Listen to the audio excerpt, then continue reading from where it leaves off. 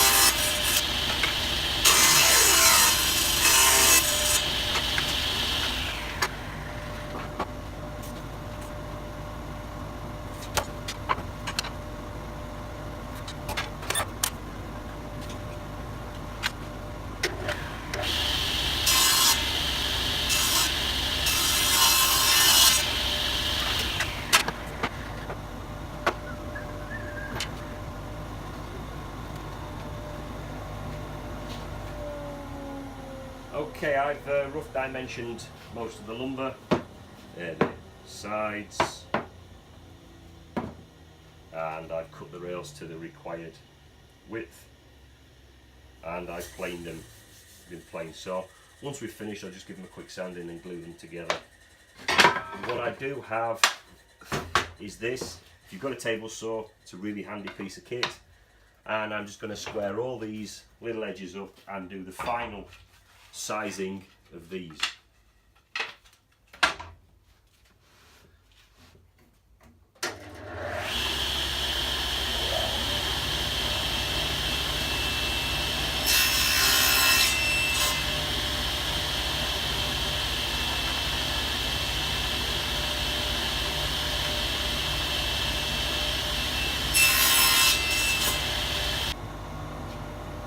Now set a stop block, so every single piece is the same. I just put it up.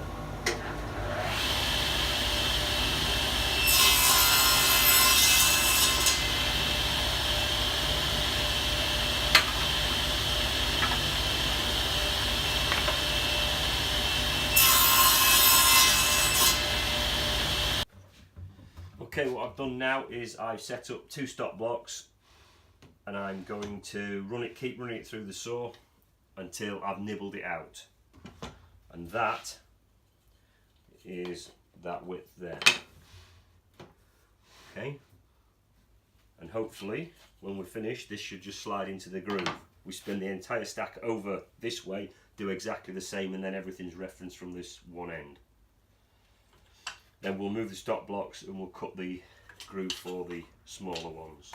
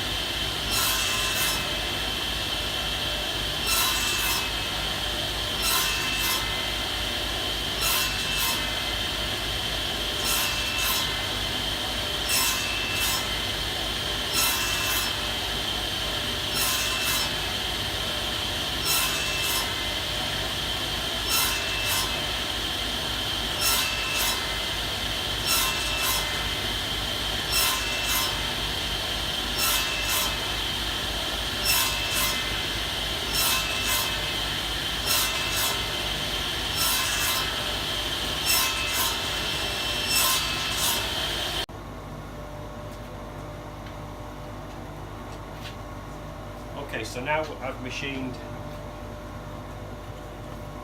these grooves. Nice tight fit. Nice fit.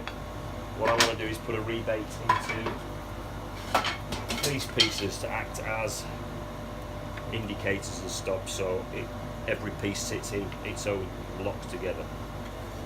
There's no messing about. So I'll get on with that now.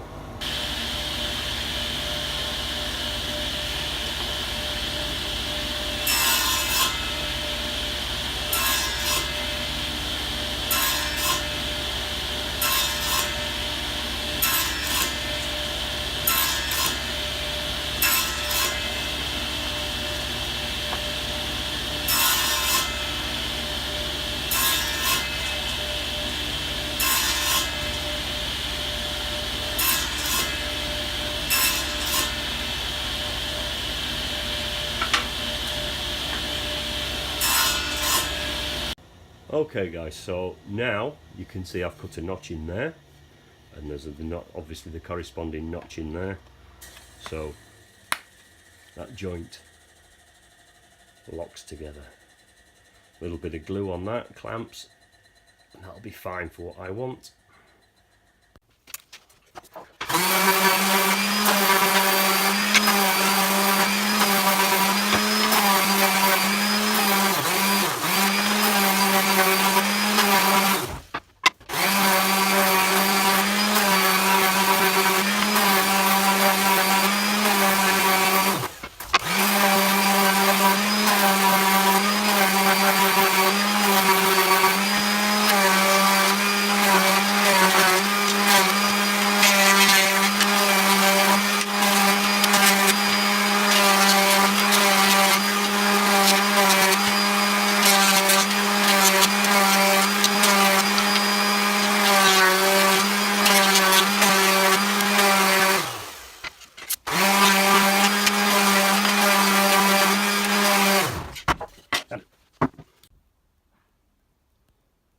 That's it dry fitted together.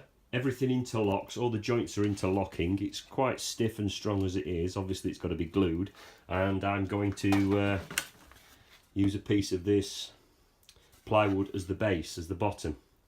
I don't want to waste any more ash or waste it on the bottom when I can use a perfectly good piece of this plywood. So what I'll probably do is, if I can roll this thing over without falling to pieces, is probably trim these off, an internal batten along here and here, and drop the panel in from the top. That way when people start throwing things at it and throwing things in, it won't collapse. Okay, I changed the design slightly at the last minute. I've cut these little fitting to here, and these will be glued onto there and there, and then it can be dropped in from the top. The centre one, I've made this with a little bit thicker ply. That will just fit in exactly the same way. That's a little bit narrower. Then we've got scope for different things. It's now completed. I'm not going to put any finishing on it. I'm going to leave it natural. It's not going to get wet. It's just going to sit next to the cooker. So I've now inserted and glued in the plywood bottoms and the rails. We've just glued the rails in. So there we go. One crate.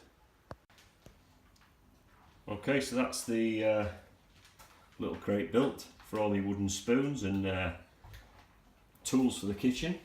It's now in position. Cheers guys.